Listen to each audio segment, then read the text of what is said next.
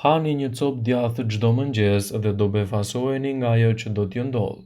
Ndoshta nuk e dini më herët, por mëngjesi është vakti më i përshtatshëm kur trupi jonë përfiton më shumë nga vlerat e djathit të bardhë. Prandaj bëni mirë që këtë produkt ta shtoni në tavolinën tuaj sa më parë.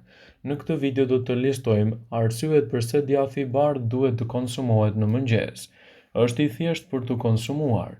Djathi i bardhë është një nga produktet e bulmetit më të mira që organizmi ynë tret më lehtë.